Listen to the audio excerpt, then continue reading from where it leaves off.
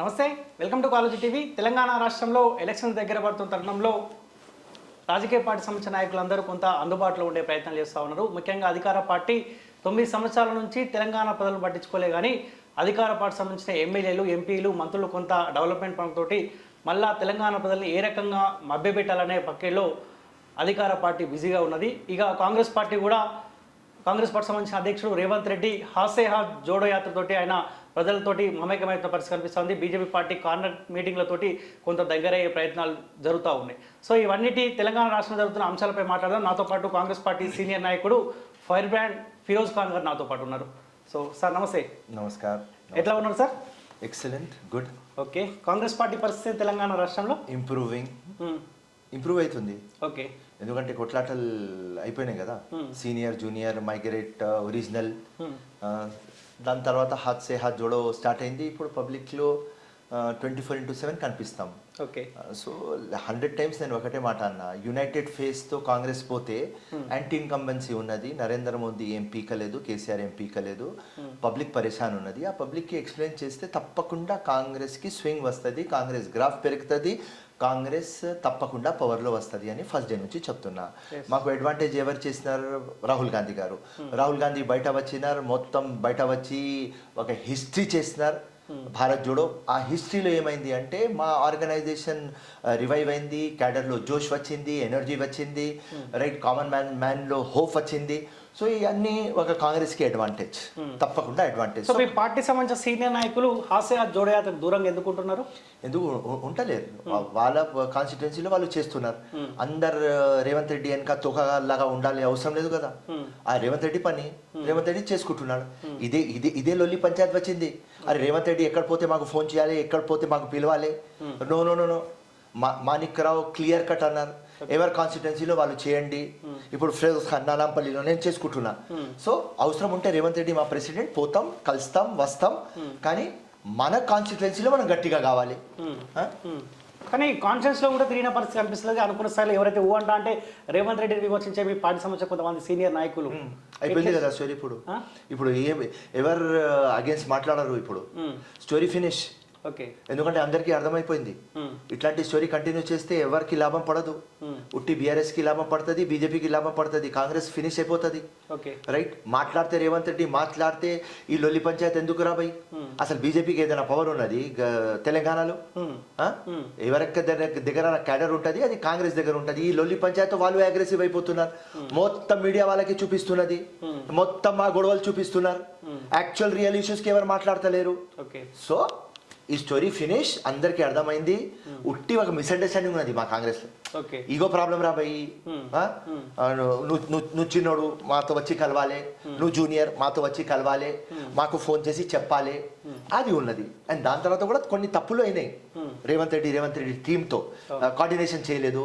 ఇప్పుడు simple last టైమే చెప్పిన, నాంపల్లిలో నేను ఉంటున్నా, 20 years నుంచి నేను ఉన్నా, 3 times ఎమ్మెల్యే కంటెస్ట్ చేసిన, నాకు తెలియకుండా టీవీ స్క్రోలింగ్ వస్తుంది రేవంత్ రెడ్డి నాంపల్లి వస్తున్నాడని.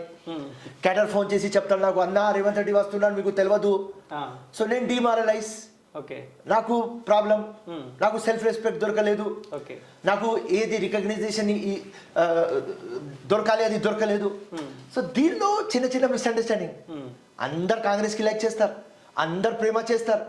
ఈ మిస్అండర్స్టాండింగ్ క్లియర్ చేయాలి అని ఒక కొత్త ఇన్ఛార్జ్ పెట్టినారు. ఆయన బాగా వింటున్నారు, బాగా విని పరిష్కారం చేస్తున్నారు. మా కాంగ్రెస్ పార్టీ ఎట్లా అంటే బాగా వినాలి, మందు ఇంజక్షన్ అవసరం లేదు. ఎట్లాంటి డాక్టర్ కావాలి అంటే చేయి ఇట్లా పట్టుకొని నరం పట్టుకోవాలి. అచ్చా ఇట్లా అయింది, ఓ ఈయన ఇట్లా తప్పు చేసినాడు, అచ్చా ఇట్లా చేద్దాం, మీరు చెప్పండి ఎట్లా చేద్దాం అని ఒక అర్ధగంట చేయి పట్టుకుంటే over story. Patient out right అయిపోతాడు, మొత్తం స్ట్రాంగ్ అయిపోతాడు, ఐసీయూ నుంచి బయట వచ్చేస్తాడు. అది కాంగ్రెస్ ప్రాబ్లం. ఈయన కొత్త ఇన్ఛార్జ్ ఇదే చేస్తున్నాడు. సో ఇప్పుడు ఏమా లొల్లి పంచాయత్ లేదు. అది ఈ ఇన్ఛార్జ్ తోట మారే అవకాశం కనిపిస్తా ఉందా? 100% మారుస్తుంది. లేకుంటే రేవంత్ రెడ్డి దగ్గర నుంచి ఫిరోజ్ ఖాన్ దాకా 0 అయిపోతారు. ఇప్పుడు రేవంత్ రెడ్డి సీనియర్ని కలుపుకోలేకపోతా ఉంటా, సీనియర్లు రేవంత్ రెడ్డితో కలిసి పనిచేయడానికి ఇంటర్ చూపేట్లా అంటే ఏం చెప్తారు? Both the sides coordination team పెడితే ఇది కాదు. ఉతి ఏముంటుంది, మాకు ఫోన్ వస్తలేదు, మాకు చెప్తలేరు, మా కాన్స్టిట్యున్సీలో పిలిపిస్తలేరు, ఈ అన్ని లొల్లి పంచాయత్.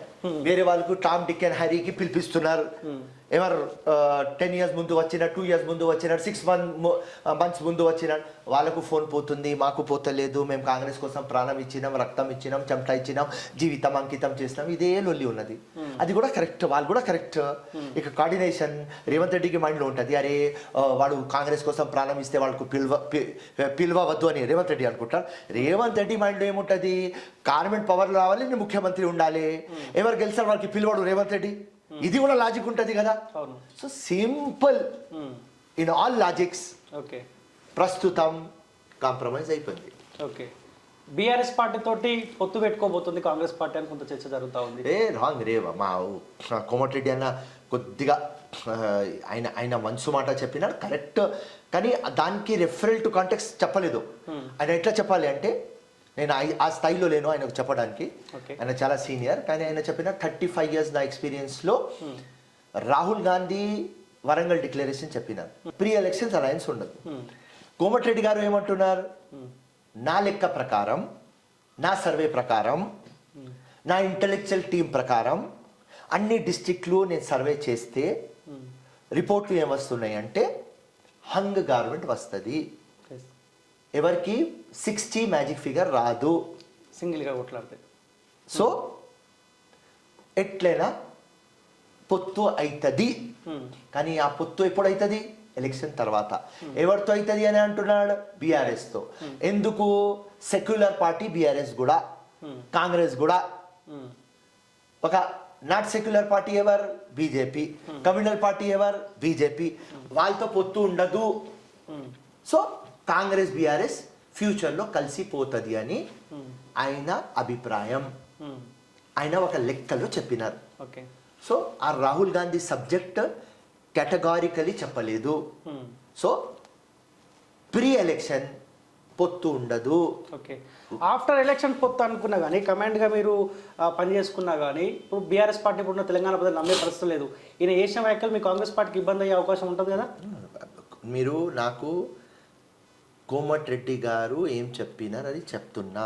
ఓకే, ఆయన ఏం చెప్పినారు, ఫర్ ఎగ్జాంపుల్ బీఆర్ఎస్కి 45 seats, కాంగ్రెస్కి 40, ఓకే, 42, 47. సో బీజేపీకి ఒక 20, ఎంఐఎంకి ఒక 7, షర్మిలాకి ఒకటి 1, ప్రవీణ్ కుమార్కి 1. ఇట్లాంటి వస్తే హంగ్ ఉంటే ఎవరైతారు కాంప్రమైజ్, బీఆర్ఎస్ ప్లస్ కాంగ్రెస్. 2004లో అయినారు కదా, అట్లనే అవుతారు ఆయన లెక్క ప్రకారం. అండ్ ఇంకా ఫ్యూచర్ నరేంద్ర మోదీకి అక్కడ నుంచి తీయాలి అంటే అన్ని రీజనల్ పార్టీలతో కాంగ్రెస్ చేయి ఉండకపోతే నరేంద్ర మోదీకి తీయలేరు. సో ఆ ఈక్వేషన్లో కూడా ఆయన మాట్లాడినారు. సో నేనేమనుకుంటున్నా అంటే ఆయన ఈక్వేషన్ ఏం రాంగ్ కాదు. ఒకవేళ ఇప్పుడు కాంగ్రెస్ పార్టీ ఎట్లా ఉంటుంది, ఎవరైనా పార్టీ కానీ తమ్ముడు నువ్వు కూడా ఒక పొలిటికల్ పార్టీ పెడితే నేను గెలుస్తా అని చెప్తాడు. ఇప్పుడు షర్మిల చెప్తలేదు నేను గెలుస్తా, నేను ముఖ్యమంత్రి అవుతా అని. సో అట్లనే ఎవరైనా చెప్తారు కదా రవి. సో ఇప్పుడు కాంగ్రెస్ పార్టీ ఇంత స్ట్రాంగ్ ఉన్న తర్వాత పవర్లో వస్తుంది అని చెప్తాం కదా. ఈయన ఒక ఈక్వేషన్ పెట్టినారు, ఒకవేళ టోటల్ మాకు పవర్ రాకపోతే హంగ్ వస్తుంది, హంగ్ వస్తే మేము కాంప్రమైజ్ చేస్తాము. So what is wrong, nothing is wrong. కొన్ని రోజులు ఏదో రకంగా మీ పార్టీకి ఇబ్బంది పెట్టే రకంగా మీరు అధ్యక్షుని కావచ్చు, వీళ్ళందరూ విమర్శించుకుంటా మీ పార్టీ సంబంధించిన ఎంపీ కోమటిరెడ్డి ఏదో రకంగా విమర్శిస్తా ఉన్నాడు. మీలాంటి వాళ్ళు ఏమైనా అగెనిస్ట్గా మాట్లాడినా, కొంతమంది నాయకులు మాట్లాడితే మీకు నోటీసులు ఇచ్చే ప్రయత్నం చేస్తారు కదా. కోమటిరెడ్డి విషయంలో మీ పార్టీ అధిష్టానం ఎందుకు వెనుకాడి చేస్తుందంటే ఏం చెప్తారు? నేను చెప్తాను. కోమటిరెడ్డి గారు యాక్చువల్లీ ఏం రాంగ్ చెప్పినారు, ఏం చెప్పలేదు కదా. ప్రీ అలయన్స్ అవుతుంది, రాహుల్ గాంధీ చెప్పిన మాట కూడా నడవదు, అట్లాంటి ఏదైనా చెప్తే నోటీస్ వస్తుంది. ఆయన చెప్పేది ఏం, ఆయన కేటగారికల్లీ క్లియర్ కట్ చెప్పలేదు. సింపుల్, నేను అక్కడ ఛానల్లో చూసిన, అరే అన్నా నువ్వు క్లియర్గా చెప్తే అయిపోతుంది కదా స్టోరీ, అంతే. ఏదైనా అలయన్స్ కావాలి అంటే ఆఫ్టర్ ఎలక్షన్స్, ఎవరికైనా మెజారిటీ రాకపోతే కాంప్రమైజ్ అవుతుంది, అది ఆబ్వియస్, అది అండర్స్టూడ్. కాంగ్రెస్ బీజేపీతో పోదు, బీఆర్ఎస్ బీజేపీతో పోదు, ఎంఐఎం బీజేపీతో పోదు.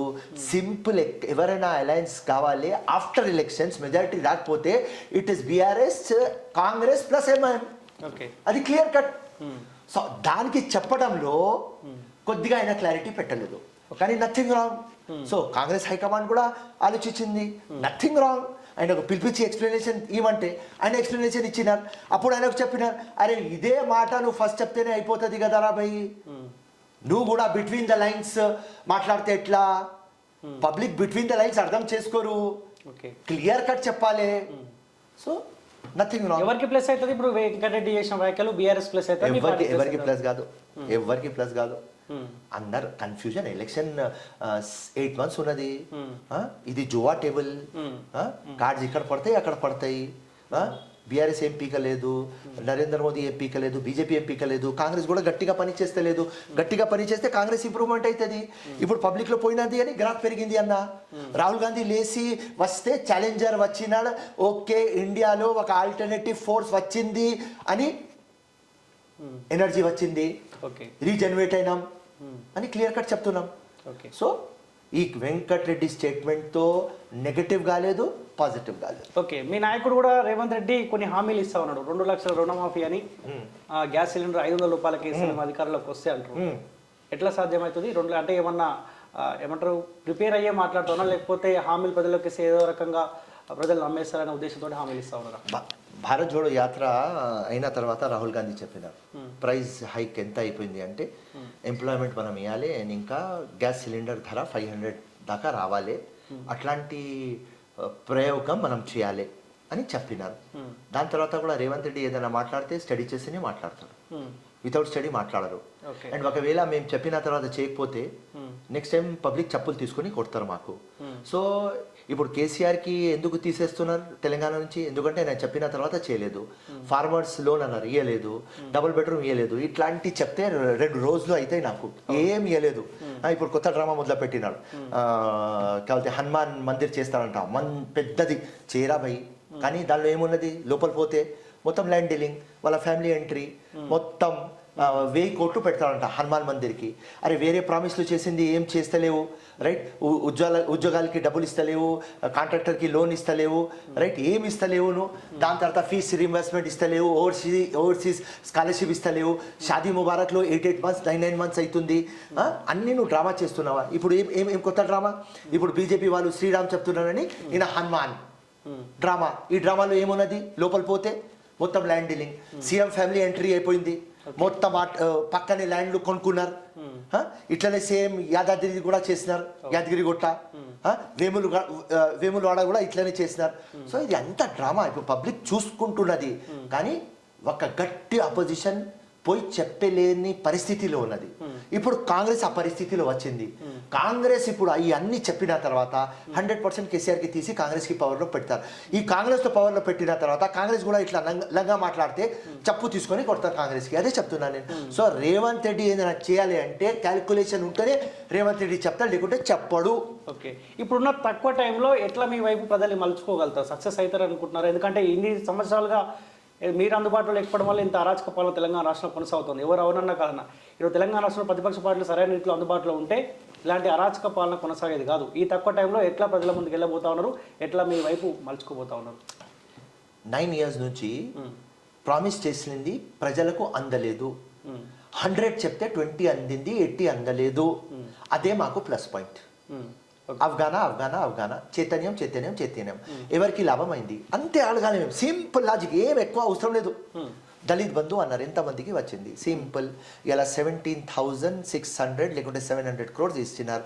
లాస్ట్ ఇయర్ కూడా 17,000 crores. ఎవరికి లాభం అయింది? నా నాంపల్లి కాన్స్టిట్యువెన్సీ 25,000 దళితులు ఉంటారు ఇక్కడ. ఎంతమందికి దొరికింది? నాకు తెలిసిన వరకు 90. ఓకే, ఇది పరిస్థితి. ఇట్లనే మైనారిటీ ముస్లింకి ఏమి ఇచ్చినాడు? బొక్కు చిప్పా ఇచ్చినాడు. ముస్లిమ్స్కి ఏమి ఇచ్చినారా? మీ ముస్లిమ్స్కి దళిత్ బంధు ఇవ్వాలి, మీరు తప్పకుండా ఇవ్వాలి. ఎస్టీ పాపులేషన్ ఎంత ఉన్నది? 15 to 16%. వాళ్ళకి ఎంత అలొకేషన్ ఉన్నది? 21,000 crores. ముస్లిమ్స్ ఎంత ఉన్నారు? 12%. వాళ్ళకి ఎంత అలొకేషన్ ఉన్నది? 2,200 crores. ఇట్లాంటి మీరు చూస్తే ఇక్కడ ఎస్టీస్ ఉన్నారు, ఎస్టీస్ 10%. వాళ్ళకు ఎంత అలొకేషన్ చేస్తున్నారు? 4,000 crores. ఇప్పుడు వాళ్ళకు కూడా గిరిజన్ బంధు ఇస్తామంటున్నాడు. ఇయ్యడు చెప్తాడు, ఇయ్యడు. పోడు ల్యాండ్స్ ఇస్తామంటాడు, చెప్తాడు. 1,00,000 మందిలో ఉట్టి 500కి ఇస్తాడు, డ్రామా చేస్తాడు. సో ఇట్లాంటి పోతే మేము పబ్లిక్లో పోతే బీసీ కానీ ఎస్సీ కానీ ఎస్టీ కానీ మైనారిటీ కానీ వేరే కానీ ఉట్టి డ్రామా నడుస్తుంది. చెప్పిన మాట ఒకటి, చేసేది ఒకటి. బడ్జెట్లో ఒక ఫిగర్, రైట్, అలాకేటెడ్ ఫిగర్ ఒకటి, రిలీజ్ చేసే ఫిగర్ ఒకటి, స్పెండ్ చేసే ఫిగర్ ఒకటి. సో ఇట్లాంటి కేసీఆర్ అండ్ బీజేపీ చేసిన పనులు పబ్లిక్లో చెప్పి ఎవరికి లాభమైంది? మీ బస్తీకి, మీ గల్లీకి, మీ స్కూల్, మీ హాస్పిటల్, ఉద్యోగం, బిజినెస్ ఆపర్చునిటీ, మీ వచ్చే నెక్స్ట్ జనరేషన్. ఇది స్ట్రైట్ క్వశ్చన్ అడిగితే అందరికీ అర్థమవుతుంది. సో ఎక్కువ ప్రయత్నం అవసరం లేదు. 6 to 8 months మెమొరీ ఉంటుంది, పబ్లిక్ మెమొరీ ఎక్కువ ఉండదు. సో ఈ టైంలో, కరెక్ట్ టైంలో రేవంత్ రెడ్డి హాత్ సే హాత్ జోడోలో పబ్లిక్లో పోతున్నాడు. దీని తర్వాత 3 months తర్వాత ఇంకా ఒక ఫోర్స్ అయిపోతుంది. ఇంకా ఒక ఫోర్స్తో ఇంకా మేము పబ్లిక్లో పోతాం. సో అప్పుడు టికెట్లు కూడా డిసైడ్ అయిపోతుంది. 119లో 60 to 70 seats డిక్లేర్ అయిపోతుంది. అందరికీ తెలుసు నాకు టికెట్ వస్తుంది. వాడు అవుట్ రైట్ వెళ్ళిపోతాడు, పబ్లిక్కి ఎక్స్ప్లెయిన్ చేస్తాడు, మా పని ఆసాన్ అయిపోతుంది, ఈజీ అయిపోతుంది. సో మీరు అంటున్న ఈ 6 months మెమొరీ డేస్ ఏదైతే ఉన్నాయో, మీకంటే ఎక్కువ అధికార పార్టీ ఏ రకంగా ప్రజలు మోసం చేసిందో అంతకు మించిన ప్రజలకు ఏం కావాలో అవన్నీ హామీలు నెరవేర్చే అవకాశం ఉంది కదా. సరే కేసీఆర్ ఈ 9 years పట్టించుకోకున్నా కానీ ఇప్పుడు ఈ 6 monthsలో పట్టించుకుంటుంటే కొంత మనకు చేసే అంటే చేస్తాడు, హామీలు ఇస్తాడు, ఏదో రకంగా ప్రజలకు కావాల్సిన సమస్యలు పరిష్కరించే అవకాశం ఉంటుంది. ఎందుకంటే ఇప్పటికీ తెలంగాణ రాష్ట్రంలో ఎమ్మెల్యేలు కొంత అందుబాటులో ఉంటారు, సమస్యలకు పరిష్కారం చూపించే ప్రయత్నాలు చేస్తూ ఉన్నారు. సో వాళ్ళకు కూడా కలిసి వచ్చే అంశమే కదా. నేను డబ్బులు ఎక్కడి నుంచి తీసుకువస్తారు? ఇప్పుడు గ్రేటర్ హైదరాబాద్కి 10 లక్షలు ఇల్లు ఇస్తామన్నారు, రైట్? ఎంత ఇచ్చిన? 10,000 ఇచ్చిన. ఎక్కడి నుంచి కడతారు? కట్టలేరు. ఉద్యోగాలు ఎక్కడి నుంచి ఇస్తారు? ఇయ్యలేరు. లోన్లు ఎక్కడి నుంచి ఇస్తారు? ఇయ్యలేరు. ఇప్పుడే 5 lakh crore rupees అప్పులు ఉన్నాయి. ఈయన బీజేపీ మీద చెప్తున్నాడు, బీజేపీ ఇయ్యలేదు, బీజేపీ మేము ఇచ్చినామని చెప్తున్నారు. వాళ్ళ డ్రామా నడుస్తుంది. నాకు తెలిసిన వరకు బీజేపీ ఏం 1% కూడా ఎక్కువ డబ్బులు ఇవ్వలేదు. మన దగ్గర నుంచి ట్యాక్స్ తీసుకుంటుంది, 42% డెవల్యూషన్లో ఇవ్వాలి. ఆ 42% ఇస్తుంది. అవి ఏదైనా స్టేట్కి ఇవ్వాలి. అది ఫెడరల్ సిస్టంలో ఒక స్టోరీ. సో బీజేపీ 1% కూడా ఎక్కువ ఇస్తలేరు. ఈయన తీసుకురాలేడు. ఎక్కడి నుంచి తీసుకువస్తాడు? ఒక్క జగన్ నుంచి తీసుకురాగలడు కేసీఆర్. 100% రాసేస్తా, రైట్? ఈయనకు గెలవాలి అంటే వీళ్ళు సంపాదించుకున్నది 60 to 70,000 crores కవిత దగ్గర, కేటీఆర్ దగ్గర, హరీష్ రావు దగ్గర, సంతోష్ దగ్గర, కేసీఆర్ వాళ్ళ మొత్తం సిండికేట్ దగ్గర, ఎవరెవరి దగ్గర ఉన్నది అది తీసి పబ్లిక్ పోయి పనులు చేపిస్తే నాకు కనిపిస్తున్నది మళ్ళీ బీఆర్ఎస్ వస్తుంది, లేకుంటే బీఆర్ఎస్ రాదు. ఓకే, ఏంది ఇక్కడ హైదరాబాద్ పరిస్థితి ఏంది? ఎంఐఎం పార్టీ సంబంధించిన నాయకులు రీసెంట్గా బడ్జెట్ సమావేశంలో ఏం మాట్లాడినా కేసీఆర్ వాళ్ళకి అనుకూలంగానే చేసేద్దాం అన్నట్టు మాట్లాడుతూ ఉంది కదా. ఏమన్నా జరుగుతుందా ఇక్కడ? ఏం జరుగుతుంది? ఉట్టి డ్రామా. 9 years నుంచి అక్బరుద్దీన్ డ్రామా. కేసీఆర్తో లేకుంటే కేటీఆర్తో, వీళ్ళతో అలయన్స్, వీళ్ళతో దోస్తీ, మొత్తం బిజినెస్ పనులు చేసుకుంటాడు ఎంఐఎం వాళ్ళు. ఆ నంగా పార్టీ, ఆ ఫాల్తూ పార్టీ ఎవరికి డెవలప్మెంట్ చేయదు. ముస్లిమ్స్కి సోషలీ, ఎకనామికల్లీ, ఎడ్యుకేషనలీ బ్యాక్వర్డ్ పెడుతుంది. మొత్తం సిటీకి డెవలప్ చేయరు. ఇది లాజిక్. వాడు వచ్చి అక్బరుద్దీన్ గట్టి వాయిస్తో ఏదో లంగా మాటలు మాట్లాడతాడు, మళ్ళీ కాంప్రమైజ్ చేసుకుంటారు.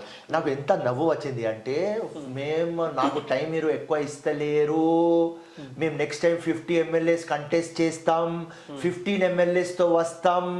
నేను అడుగుతున్న అక్బరుద్దీన్తో, నువ్వు 7 MLAs పెట్టుకొని అసెంబ్లీలో మాట్లాడి ఏం పీకినవారా అక్బరుద్దీన్? నువ్వు ఏం చేస్తావా? 12% నువ్వు ఎందుకు అడగవు? వక్ఫ్ బోర్డ్ జ్యుడిషియరీ ఎందుకు అడగవు? ముస్లిమ్స్కి ఉద్యోగాలు ఎందుకు అడగవు? నువ్వు డబల్ బెడ్రూమ్లు ఎందుకు అడగవు? ఉర్దూ లాంగ్వేజ్కి సెకండ్ లాంగ్వేజ్ చేస్తామన్నా ఎందుకు అడగవు? ఫీజ్ రీయింబర్స్మెంట్ ఎందుకు అడగవు? ఓవర్సీస్ స్కాలర్షిప్ ఎందుకు అడగవు? మిడిల్ ఈస్ట్ నుంచి పరేషాన్ ముస్లిమ్స్ వచ్చినారు, వాళ్ళకు ఎట్లా రీహాబిలిటేట్ చేస్తారని ఎందుకు అడగవు? ఏ పెద్ద పెద్ద సబ్జెక్టులు ఈ దొంగ నా కొడుకు ఏం అడగడు. ఈడు ఏదో చెప్తాడు. ఇది చెప్పి నాకు ఎంత నవ్వు అంటే, 50 MLAs కంటెస్ట్ చేసి 15 గెలుస్తాడంట, గెలిచి బీఆర్ఎస్కి సపోర్ట్ చేస్తాడంట. ఎందుకంటే వీళ్ళ బిజినెస్ నడవాలి. ఇది దాని తర్వాత నెక్స్ట్ డే ఇదే అక్బరుద్దీన్ వేసి కేటీఆర్తో ఆ డబల్ డెక్కర్, ఆ బస్సు ఉన్నది కదా డబల్ డెక్కర్, ఆ డబల్ డెక్కర్ బస్ ఇనాగ్రేషన్లో కేటీఆర్ రిక్వెస్ట్ పెడుతున్నాడు, మేము ఓల్డ్ సిటీ రోడ్లు వైడనింగ్ చేస్తాం, ట్రాఫిక్ జంక్షన్స్ వైడనింగ్ చేస్తాం, ఎక్కడెక్కడ టూరిజం ప్లేస్ ఉన్నది దానికి శానిటేషన్ చేస్తాం, మీరాలం మండి మళ్ళీ ఎస్టాబ్లిష్ చేస్తాం, మీ హెల్ప్ కావాలి అంటే అక్బరుద్దీన్ ఏమంటున్నాడంటే, నా సహకారం ఉంటుంది. ఏం పీకినారన్నారా భయ్? కేటీఆర్, కేసీఆర్, అక్బరుద్దీన్, అసదుద్దీన్ ఏం పీకినారా భయ్? సిటీకి డైలెస్ చేస్తాను అన్నారు కదా, ఇస్తాంబుల్ అన్నారు కదా రా భయ్, సింగపూర్ అన్నారు కదా రా భయ్, ఏం పీకినారా భయ్? 100 సార్లు మేము చెప్పినాం రైల్వే మెట్రో రైల్వే వస్తా లేదు, ఇప్పుడు 500 crores ఏదో అలాకేషన్ చేసినారు. అరే ఉస్మానియాకి డెవలప్ చేయమని చెప్పినాం, ఉస్మానియా మాటనే లేదు. ఎక్కడ ఉన్నది? సిగ్గు ఉండాలి అక్బరుద్దీన్కి, అసదుద్దీన్కి. దళిత్ బంధు 17,700 crores ఇస్తారు, ముస్లిం బంధు అని ఎందుకు అడగలేదు? ఇదే రిపోర్ట్ ఉన్నది కదా, సచ్చార్ కమిటీ, రంగనాథ్ మిశ్రా, ఈయన సుధీర్ కమిషన్ వేసింది, అన్ని రిపోర్ట్లు ఉన్నది కదా మరే భయ్. మేము దళితులకు ఆపు అని చెప్తలేం, గిరిజన్ బంధు ఇస్తా అని చెప్తున్నాడు, అది కూడా ఇయ్యాలి, వాళ్ళు కూడా అవసరం. కానీ ముస్లిం బంధు అని అక్బరుద్దీన్ ఎందుకు మాట్లాడరు, అసదుద్దీన్ ఎందుకు మాట్లాడరు, ఈ డ్రామా ఎందుకు నడుస్తుంది? సో ఇవన్నీ పబ్లిక్కి చెప్తే చాలా ఆసానైపోతుంది మాకు. అవును, ఈ పాత బస్సు కూడా పాత బస్సు లాగానే ఉంది, కానీ ఏం మార్పు అయితే ఏం కనిపిస్తలేవు కదా, కనిపించదు. ఇప్పుడు చేయాల్సిన బాధ్యత వీళ్ళ మీద ఉంది కదా, గెలిపించుకున్నారు, ఇక్కడ ఉన్న ప్రజలు గెలిపించుకున్నారు కాబట్టి అలయన్స్ పెట్టుకుంటే సరే, వాళ్ళ లాభాల కోసం పెట్టుకుని అట్లీస్ట్ కొంత డెవలప్మెంట్ చేయాల్సిన బాధ్యత వాళ్ళ మీద ఉంటే, పాత బస్సు అంటేనే పాత బస్సు లాగానే ఉండిపోయింది, ఏమైనా మార్పులు అయితే ఏం కనిపించదు. ఎందుకంటే వాళ్ళ అయ్యా నేర్పించినాడు వీళ్ళకు, డెవలప్మెంట్ చేయవద్దు, డెవలప్మెంట్ చేస్తే మనకు ఓట్లు పడవు, వేరే వాళ్ళకు ఓట్లు పడతాయి, రైట్? సో వీళ్ళకు మేకల్లాగా పెట్టు అని మేకల్లాగానే పెడతారు వీళ్ళు, అంతే స్టోరీ, ఓల్డ్ సిటీ స్టోరీ. నేను 100 మందికి చెప్పిన, ఫస్ట్ నా అగేన్స్ట్ పోయినారు, అన్న మాకు మేకలు అంటారు మీరు అంటే, అరే మీరు మేకలు కాకపోతే గుర్రాలు రా, కరెక్టే చెప్పినారు మేక అని, అసలు నువ్వు గాడిదలు మీరు అందరు, అది గాడిది అని చెప్పలేదు. అట్లాంటి పరిస్థితుల్లో ఓల్డ్ సిటీ ఉన్నది. ఏమున్నది ఓల్డ్ సిటీలో పీకడానికి? ఒక స్కూల్ ఉన్నది, ఒక హాస్పిటల్ ఉన్నది, ఏదైనా ఉన్నది, ఉద్యోగం ఉన్నది. ఎట్లా ఉన్నారు? బీపీఎల్లో 80% బీపీఎల్లో ఉన్నారు. ఎవరికైనా ఇల్లు ఉన్నది, 50% ఆడోళ్ళు పని మనిషిలాగా పని చేస్తారు, హౌస్ మేట్ లాగా పని చేస్తారు. ఏం చేస్తారు రాబాయ్? ఏదైనా డబ్బులు వస్తుంది అంటే అది సౌదీ అరబ్ నుంచి, దుబాయ్ నుంచి, ఆస్ట్రేలియా నుంచి, ఇంగ్లాండ్ నుంచి, ఖతర్ నుంచి, ఒమాన్ నుంచి, సౌదీ నుంచి, అక్కడి నుంచి వస్తుంది. ఏం చేస్తుంది గవర్నమెంట్? కానీ చెప్తున్నా కదా, ఓల్డ్ సిటీ వాళ్ళు మంచోళ్ళు, క్యాటిల్ లాగా. Okay, so right. ఇక రీసెంట్గా ఒక సర్వే వచ్చిందన్న, ఈ చాణక్య స్ట్రాటజీ వాళ్ళు ఒక సర్వే చేసినారు. సో ఈ సర్వే డీటెయిల్స్ మీకు చెప్పే ప్రయత్నిస్తే దీన్ని మీరు సమర్థిస్తూ ఉన్నారా? ఇప్పటికిప్పటికీ ఎలక్షన్స్ వస్తే టీఆర్ఎస్ పార్టీకి 33.6%, ఇండియన్ నేషనల్ కాంగ్రెస్కి 24%, బీజేపీకి 19%, అదర్స్ 5%, స్వింగ్ ఓటర్స్ 18% అంట. సో సెకండ్ ప్లేస్లో కాంగ్రెస్ పార్టీని చూపించే ప్రయత్నం చేస్తారు, 18% ఏమో స్వింగ్ ఓటర్స్. కరెక్ట్. మళ్ళీ బీఆర్ఎస్ పార్టీ అధికారులకు వచ్చే అవకాశం అని చెప్పి ఆ సంస్థ చెప్తా ఉన్నారు. కరెక్ట్.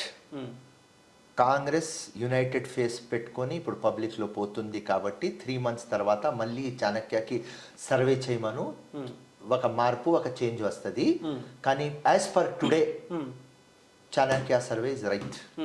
మేము ఎందుకు ఈ సంస్థ నమ్ముతా ఉన్నామంటే, మేము కూడా గతంలో కూడా చెప్పాం, నాంపల్లి సీట్ 80%లో ఫిరోజ్ ఖాన్ గెలిచే అవకాశం ఖచ్చితంగా గెలిచిన చెప్పి. సో వాళ్ళు చేసిన సర్వేలో కూడా నాంపల్లి నుంచి ఫిరోజ్ ఖాన్ గారు గెలవబోతున్నారు అని చెప్పి కూడా వాళ్ళు సర్వే చేసినారు. ఓకే, సో దీన్ని మీరు ఏకీభవిస్తున్నారా? ఖచ్చితంగా మీరు గెలిచే అవకాశం ఉంది ఇక్కడ. వినండి, ఇప్పుడు మీరు చెప్పినారు నాంపల్లి నేను గెలుస్తా అంటే నాకు సంతోషం, కానీ ఓవర్ కాన్ఫిడెంట్ లేని గాను. ఓకే, 24/7 పని చేయాలి. నా లెక్క ప్రకారం ఇవాళ డేట్లో కూడా నేను ఒక 5,000 ఓట్లు షార్ట్ ఉన్నా.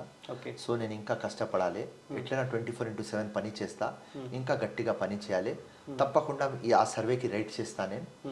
సో నేను ఓవర్ కాన్ఫిడెన్స్లో పోను. ఓకే, కానీ ఇలా ఎలక్షన్ పెడితే మీరు చెప్పినలాగా రైట్, నెంబర్ 1 పొజిషన్లో బీఆర్ఎస్, నెంబర్ 2లో కాంగ్రెస్, నెంబర్ 3లో బీజేపీ ఉన్నది. అది టోటల్ కరెక్ట్. కానీ 3 months తర్వాత చేంజ్లు వస్తాయి, అప్పుడు మీ ఇంటర్వ్యూ మీరు తీసుకోవాలి. ఇప్పుడు నువ్వు స్వింగ్ 18% స్వింగ్ అంటున్నావా, ఎంత స్వింగ్ అవుతుంది నేను మీకు చెప్తా. ఎందుకంటే వీళ్ళు ప్రామిస్లు అమలు చేయలేదు, బోకస్ ప్రామిస్లు, అన్ని స్కీమ్లో స్కామ్లు ఉన్నాయి. సో ఇది అన్ని జుమ్లా, అన్ని మాటలు, అన్ని డ్రామా. రైట్, టీవీలో చెప్పింది అన్ని డ్రామా, వాస్తవంగా చూస్తే యాక్చువల్లీ రియాలిటీ వేరే. సో ఇప్పుడు కాంగ్రెస్ పబ్లిక్లో పోతుంది కాబట్టి కాంగ్రెస్కి ఒక సెక్యులరిజం, ఒక ఈక్వాలిటీ, డెమోక్రసీ ఇవన్నీ ఉన్నాయి కాబట్టి పబ్లిక్ మైండ్లో ఏమున్నది అంటే, నేను రాహుల్ గాంధీతో పాదయాత్ర చేసేటప్పుడు పబ్లిక్ వచ్చి రాహుల్ గాంధీకి అంటుంది, నేను 11 kilometers పాదయాత్ర చేసిన, మాకు ఉద్యోగాలు లేవు, ప్రైజ్ నెత్తి మీద ఉన్నాయి, మాకు ఎవరు మద్దతు చేస్తలేరు, సెంటర్ కూడా అట్లా, స్టేట్ కూడా ఇట్లా, మీరు గట్టిగా అయితే ఇక్కడ కూడా మేము కాంగ్రెస్ గట్టిగా అవుతుంది, మీరు ఇప్పుడు లేచి వచ్చినాడు, ఏనుగు లేచి వచ్చినాడు, పులి లేచి వచ్చినాడు, మాకు ఎంతో సంతోషం అవుతుంది అని ఆ కామన్ మ్యాన్ చెప్తున్నాడు. ఓకే. సో ఆ కామన్ మ్యాన్ చెప్తున్నాడు కాబట్టి ఆ కాంగ్రెస్కి ఆ ఫోర్స్ ఉన్నది. ఆ ఇండిపెండెన్స్ తెచ్చే పార్టీ, దాని తర్వాత ఇండిపెండెన్స్ తర్వాత యునైటెడ్ పెట్టే పార్టీ, డెవలప్మెంట్ చేసే పార్టీ, తెలంగాణ ఇచ్చిన పార్టీ, రైట్, అన్నీ ఉన్నాయి కాబట్టి ఆల్టర్నేటివ్ బీఆర్ఎస్కి ఉట్టి కాంగ్రెస్ తమ్ముడు, బీజేపీ కాదు. బీజేపీకి అర్బన్ ఓటర్స్లో పవర్ ఉన్నది, రూరల్లో పవర్ లేదు. కాంగ్రెస్కి కార్యకర్త, వాళ్ళ దగ్గర కార్యకర్త లేరు. డిస్ట్రిక్ట్లో చూస్తే బీజేపీ ఒక 10 లీడర్లు పని చేస్తున్నారు, కానీ వాళ్ళ దగ్గర ఒక 10,000 కార్యకర్తలు లేరు. కాంగ్రెస్ దగ్గర 10 లీడర్లు కూడా ఉన్నారు, 10,000 కార్యకర్త ఉన్నారు. సో కాంగ్రెస్ పవర్ వాళ్ళ కార్యకర్త అమ్మ. సో ఆ కార్యకర్త రాహుల్ గాంధీ భారత్ జోడోతో మోటివేట్ అయినాడు అండ్ ఇంకా ఎనర్జీ వచ్చింది. దాని తర్వాత Revanth Reddy and team total united పోతే advantage Congress, advantage Congress, advantage Congress. So ఈ నాంపల్లి విషయంలో కూడా ఇప్పుడు మీరు ఇద్దరితో కొట్లాడాలి, ఎంఐఎం పార్టీతో కొట్లాడాలి, బీఆర్ఎస్ పార్టీతో కొట్లాడాలి ఒక వ్యక్తిగా. కాంగ్రెస్ పార్టీ విషయం పక్క పెడితే అంత ఈజీ అనిపిస్తా ఉందా? నేను ఎప్పుడు ఈజీ చెప్పలేదు. దానికోసం ఒక జీవితం అంకితం చేసిన. ఎందుకంటే విప్లవం కోసం వచ్చిన, చేంజ్ కోసం వచ్చిన, పొలిటికల్ బ్రోకర్ కావాలని రాలేదు. నెక్స్ట్ జనరేషన్కి ఏమి ఇవ్వాలి, నెక్స్ట్ జనరేషన్కి ప్రాస్పరస్ పెట్టాలి, నెక్స్ట్ జనరేషన్కి హ్యాపీ చేయాలి అని వచ్చిన నేను. సో నేను ఎప్పుడు ఈజీ అన్నా, నేను ఎప్పుడు డిఫికల్ట్ అన్నా. ఇది ఒక డెజర్ట్లో ఫైట్ చేస్తున్నా. ఇక్కడ నా దగ్గర నీళ్ళు లేదు, అన్నం లేదు, దాని తర్వాత ఫైట్ చేస్తున్నా. సో తప్పకుండా ఫైట్ చేస్తా, ప్రజలు నాతో ఉన్నారు. సో ఎప్పుడు ఈజీ అనలేదు, కానీ ఇంపాసిబుల్ కాదు. ఒక రోజు గెలుస్తాం, హిస్టరీ క్రియేట్ చేస్తాం. ఓకే. రీసెంట్గా మీ నాయకుడు కొన్ని కామెంట్లు చేసిండు, ఏదైతే సచివాలయం కడుతుండో దాన్ని పేల్ చేస్తామని కొన్ని వ్యాఖ్యలు చేసినాడు. పేల్ చేస్తే సేమ్ అవుతుంది అని కొన్ని వ్యాఖ్యలు, మీరు దాన్ని సమర్థిస్తూ ఉన్నారు. ఇది నో రేవంత్ రెడ్డి గారు ఏదో ఫ్లోలో చెప్పేసినారు. సో అది అన్డెమోక్రటిక్. సో ఎందుకంటే ఆయన సీఎం రాడు, అసలు వేస్ట్ ఆ ప్రగతి భవన్ కట్టి అని ఆయన చెప్పినాడు. సో అక్కడ దాకా వాస్తవం, సీఎం రారు, సీఎం లైట్ తీసుకుంటాడు, అది అర్థం కాదు. కానీ ఒక డెమోక్రటిక్ కంట్రీలో మనం లా అబైడింగ్ సిటిజన్ కాబట్టి, కాంగ్రెస్ నాన్ వైలెన్స్ పార్టీ కాబట్టి రేవంత్ రెడ్డి మాటకి నేను అగ్రి చేయను. ఓకే. బండి సంజయ్ వ్యాఖ్యలు ఎట్లా చూస్తారో, అటు డోములు ఉన్నాయో ఆ డోములు కూల్ చేస్తాం మేము ఒకవేళ అధికారంలోకి వస్తే, ఎంఐఎం పార్టీకి సంబంధించిన అక్బరుద్దీన్కి, అసదుద్దీన్కి నచ్చే రకంగా సచివాలయం కట్టుకుంటా ఉన్నాడు, మేము అధికారంలోకి వస్తే ఆ డోములు తీసేస్తామంటా ఉన్నాడు. ఇప్పుడు బండి సంజయ్కి టాపిక్లు అయిపోయినాయి. సో ఆ టాపిక్లు అయిపోయిన తర్వాత ఉట్టి ఇది దర్గా, మస్జిద్, మందిర్, ఈ మాటల్లో ఏం లేదు. రైట్, బండి సంజయ్కి నేను చెప్తా, నరేంద్ర మోదీతో నేర్చుకో. నరేంద్ర మోదీ డెవలప్మెంట్ మాట్లాడతాడు, రైట్, నువ్వు కూడా డెవలప్మెంట్ మాట్లాడు. నువ్వు మంచోడు, రైట్, మా అపోజిషన్ నువ్వు, కానీ ఇట్లాంటి లంగా మాటలు మాట్లాడుకున్నావు, రైట్, అనవసరం. ఇప్పుడు యునైటెడ్ పెట్టాలి. ఎలక్షన్ ఈజ్ వేరే స్టోరీ, కానీ కంట్రీకి యునైటెడ్ పెట్టాలి. ఇంకా స్టేట్ కానీ, లాంగ్వేజ్ కానీ, రీజన్ కానీ, రిలీజన్ కానీ, కాస్ట్ కానీ నువ్వు బ్రేక్ చేయవద్దు. నువ్వు యునైట్ చేయాలి. యునైట్ చేస్తేనే నీ అందం. నువ్వేమి అది ఆ డోమ్లు పెడితే నేను తీసేస్తా, అరే అన్న, ఆ బండి సంజయ్ కళల్లో ఉన్నారు. పవర్లో ఎప్పుడు రావాలి, ఎప్పుడు తీయాలి, పవర్లో వస్తే కూడా తీయవచ్చు, ఇంపాసిబుల్. సో అది గాన్ పోన్ మాటలు ఎందుకురా భయ్. పబ్లిక్ గురించి మాట్లాడదాం, మెయిన్ ఇష్యూస్ గురించి మాట్లాడదాం. సో బండి సంజయ్ ఆల్సో బక్వాస్ స్టేట్మెంట్. ఓకే. సో ఏమీ లేని భారతీయ జనతా పార్టీని ఇప్పుడు రాష్ట్ర ముఖ్యమంత్రి ఆయన పీకల మీద దాకా తెచ్చిపెట్టుకుని ఆయనంతలో ఆయన బండి సంజయ్ అరెస్ట్ చేసి కొంత హైప్ చేసే ప్రయత్నం చేసిండు. నేడు మళ్ళీ కాంగ్రెస్ పార్టీని హైప్ చేసే ప్రయత్నం చేసి రీసెంట్గా అసెంబ్లీలో కూడా కాంగ్రెస్ పార్టీ గురించి పదే మాట్లాడుతూ ఉన్నాడు కదా ఎవరు, కేసీఆర్. ఇప్పుడు కేసీఆర్కి ఏమున్నది అంటే బీజేపీకి ఫినిష్ చేయాలి. ఆ రెండు పాముల ఫైట్ అయిపోయింది. ఓకే.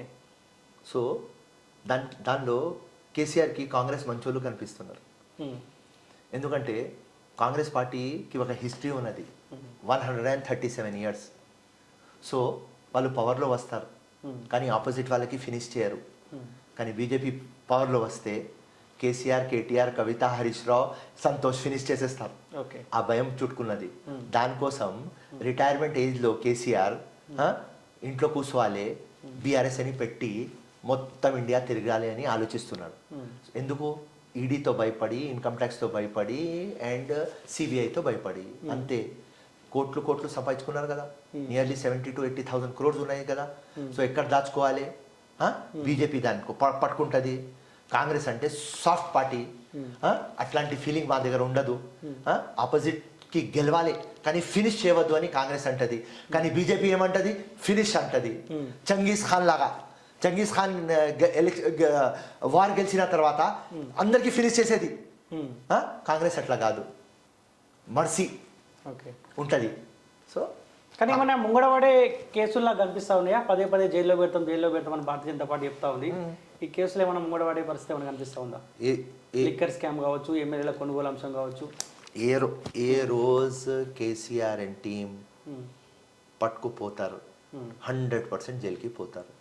ఇది బీజేపీ కాదు, కాంగ్రెస్ పవర్లో వస్తే కూడా రేవంత్ రెడ్డి అదే చేస్తాడు. అండ్ రేవంత్ రెడ్డి దగ్గర అన్ని ప్రూఫ్లు ఉన్నాయి. కానీ మా దగ్గర గవర్నమెంట్ సెంటర్లో లేదు, స్టేట్లో లేదు. మా దగ్గర ఈడీ లేదు, సిబిఐ లేదు, ఇన్కమ్ ట్యాక్స్ లేదు. మా దగ్గర సుప్రీంకోర్టు లేదు, మా దగ్గర హైకోర్టు లేదు. మా దగ్గర అక్కడ పవర్ లేదు, ఇక్కడ పవర్ లేదు. మా బతుకు బస్ స్టాండ్. మా దగ్గర ప్రూఫ్లు ఉన్నాయి. సో రేవంత్ రెడ్డి తప్పకుండా 100% యూజ్ చేస్తాడు. ఎందుకంటే ఆ ప్రజల డబ్బులు కాబట్టి. ఇవాళ ఎవరైనా కొడుకు పుడుతున్నాడు, కూతురు పుడుతున్నాడు అంటే 1.5 lakh రూపీస్ అప్పు ఉన్నది. అట్లాంటి స్టేట్లో సర్ప్లస్ స్టేట్కి బిచ్చ స్టేట్ చేసినారు. సో దానిలో పబ్లిక్ డబ్బులు తిని ఎలక్షన్లు గెలుస్తున్నాడు. అన్ని ఎలక్షన్లో డబ్బుల్, మందు, బండి, బంగారం.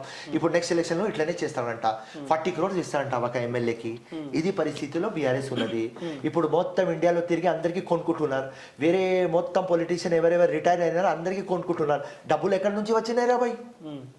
పబ్లిక్ డబ్బులు.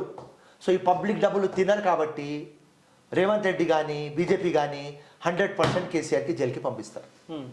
సో ఎంతంగా కాంగ్రెస్ పార్టీ కూడా ఆర్థికంగా బలంగా ఉండాలి కదా. అంటే ఇప్పుడు మొత్తం ఓటుకు నోటు అనే రాజకీయం తయారైంది కదా మునుగోడులో చూసి. సో ఎవరు ఎక్కువ పైసలు ఇస్తే వాళ్ళకి కూసుకుంట్ల ప్రభాకర్ రెడ్డి కాడ మాట్లాడి కూడా ఆయన కూసుకుంట్ల ప్రభాకర్ రెడ్డి ఓట్లు వేసారంటే కొంత పైసా ప్రభావం కూడా చూపించే పరిస్థితి కనిపిస్తా ఉంది కదా. ఆర్థికంగా కాంగ్రెస్ పార్టీ కూడా బలంగా ఉండాల్సిన అవసరం ఉంది కదా. పక్క ఇప్పుడు 119 ఎమ్మెల్యేస్లో మాకు పవర్లో రావాలంటే 60 ఎమ్మెల్యేస్లో 30 ఎమ్మెల్యేస్ దగ్గర పవర్ ఉన్నది. ఓకే 30 దగ్గర హైకమాండ్ రేవంత్ రెడ్డి సపోర్ట్ చేయాలి. చేస్తే స్టోరీ ఫినిష్. ఓకే అంతే ఈక్వేషన్. ఎందుకంటే ల్యాండ్ రేట్లు పెరిగినాయి. టామ్ డిక్ అండ్ హ్యారీ దగ్గర డబ్బులు ఉన్నాయి.